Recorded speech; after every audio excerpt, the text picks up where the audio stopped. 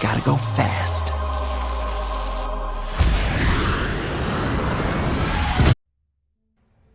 Let me ask a question. Who in this school this year has saw somebody getting verbally abused and made fun of? Raise your hand. Who in this school this year has heard somebody talk about suicide and committing suicide? Raise your hand. There's a lot of hands up. As your hands are raised up, every one of you men and women who have been verbally abusive, do you see these hands? These hands represent kids that you're stepping on their neck. And you think it's okay if one of them kill themselves? You know, in the state of Indiana this year alone, the beginning of this school year to where we are right now, there are 7 students who started the school year with a heartbeat. You know where they are now? They're dead. D-E-A-D, dead. And one of their sole reasons when they did the studies and the research and they began to ask questions was because they were verbally abused and made fun of. And they were willing to take the step. 7 kids have ended their life this year because of verbal abuse. Do you know somebody who has been verbally abusive in this school this year? Raise your hand. Are they in here right now? You don't have to point them out, but you know that you've witnessed somebody be a bully before. You've witnessed somebody verbally abuse somebody before. And they're in this room right now. Raise your hand high. I want to see those hands. Good. Now let me talk to whoever that is, and I don't need to know who you are by name because all of your peers just raised their hands and they identified you. They're thinking about you right now, and I don't know where you are, young gun or hot shot, whoever you think you are. I don't care what you look like. I don't care how much of an image you want to portray. I'm going to talk to you and tell you exactly who you are. And every single one of those peers that raised their hands just now, they're thinking of you. And so just because I don't know who you are, they do. And I have the microphone, and I'm going to talk to you real quick because I know who you are. You come to school, and you want to pick on and step on the ones that don't meet your image. You want to bully and make fun of kids that don't look like you or don't talk like you. But see, I know who you really are. I know who you are when no one's around. I know who you are when it's just you and yourself and your thought process and your home life.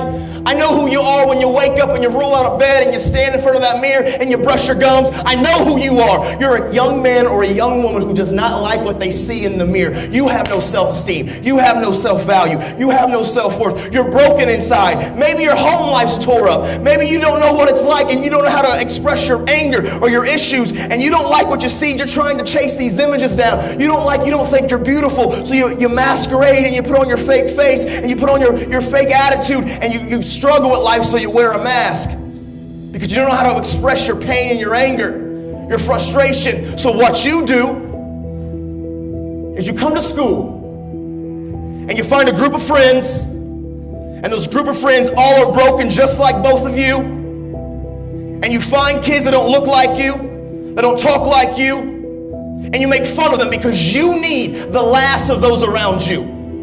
You need the self-approval of those around you because that's what feeds your self-esteem. That's what feeds your ego. That's what feeds that you think that you have value because you don't know how to express the fact that you're broken and you're hurting and you need help. You've lost how to communicate with your counselors. You've lost how to communicate with your parents. You don't know how to express the issues that you're having in your life.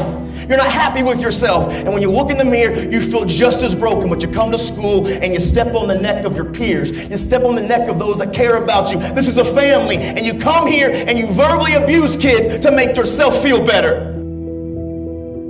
You think it's okay until someone actually loses their life. You think it's all fun and games until one of these people that they represent actually does it. And you know what's going to happen? You'll come in here and every single one of you will bawl, you will cry, you won't know what to do with life because it will have touched your life. These are real issues. See, the person that picks on kids that you see that you're thinking of, every day they wake up, I promise you, they wake up and they look in the mirror when they're getting ready for school. They wake up and they look in the mirror before they're getting ready to leave. They see the reflection in places. And at the end of the day, they really want to hide from it. You know why? Because they don't like who they are Maybe they come from a broken family and they got issues at home that aren't going well. Maybe they've made a lot of poor choices and their grades are failing, but the reality of it is they don't like who they are as a person. Maybe they don't like their weight. Maybe they don't like their hair color or their skin color. Maybe they think their nose is too big or their voice sounds weird or strange or different, and they're trying to be other things to other people. But at the end of the day, the person that's picking on kids in here, they don't have self-worth, they don't have self-value, they don't have self-respect, and they don't like who they are. What happens is when we wear the mask, we're not dealing with the things below the surface. If you don't begin to address some of those internal things with talking to safe systems of care, and when I say that, I'm talking about teachers and counselors and parents and people in the community, people that you know, even best friends, people that you can confide in and to begin to talk and to process some of your hurts and your pains and your emotional struggles. Because if you don't, the pressure is going to find its way out. You see, communicating and talking about these things, it's the healthiest, safest way for us to constantly alleviate that pressure. But what happens is we're wearing masks, and so that pressure builds, and it needs to find a way out. So some of us turn to thoughts of giving up. Some of us turn to thoughts of self-harming. Some of us turn to picking on kids and bullying kids, because honestly, hurting people hurt people. And so for all of you, sometimes I feel like you're broken. For all of you, sometimes I feel like you've made too many mistakes. For all of you, sometimes I feel like you're a failure. Like, you need to understand something. Like, regardless of what you've been through, regardless of what some of the things in your life that seem broken and they seem like they're in shambles and like nobody understands you and that you feel alone, you're a failure and you feel like you can't achieve, and you feel like people have labeled you. At the end of the day, everything that you've been through, I just need to challenge you, like, to do it afraid. Color your picture, because broken crowns color just as beautiful as brand new ones.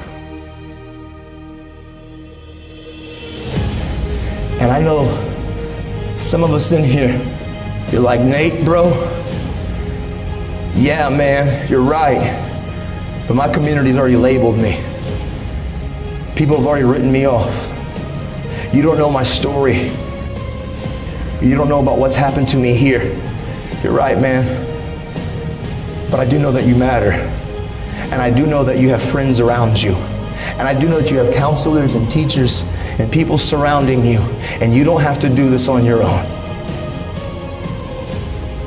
But you will never get there, ever, by stepping on the necks of others around you.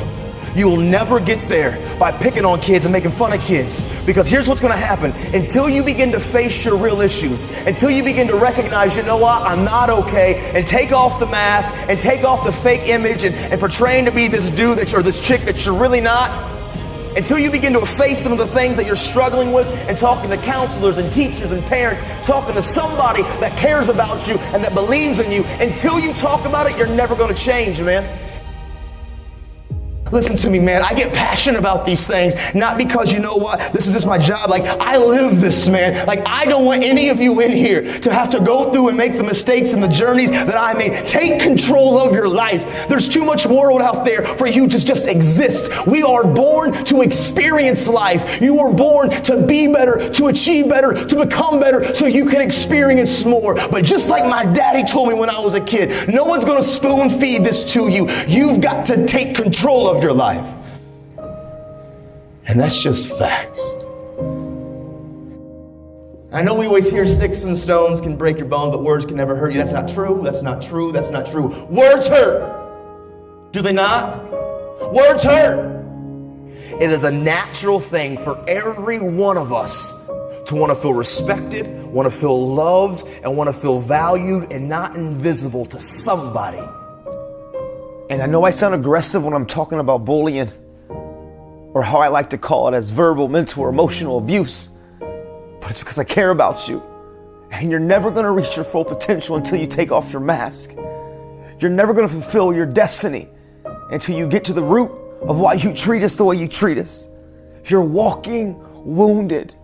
You are valuable. You have worth. You're not alone. But you have to find the courage to begin to talk about your hurts and your pains.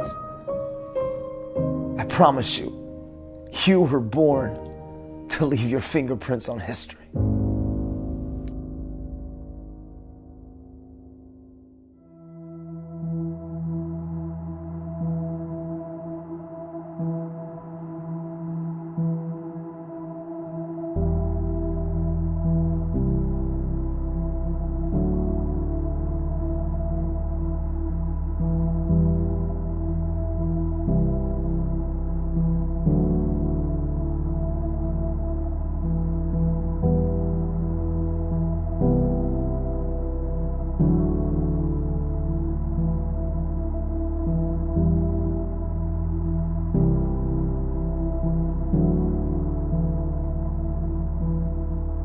I'm sorry, Major. What was your name? Benny. Nobody cares.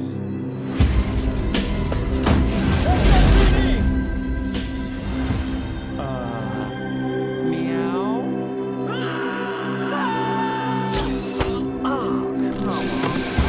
Okay, pal. I want to basically look like I'm trying to save the planet.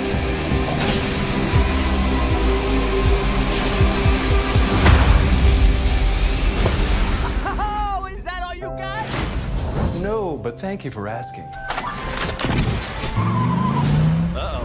Whatever this creature is, our job is to secure it, neutralize it, see what makes it tick.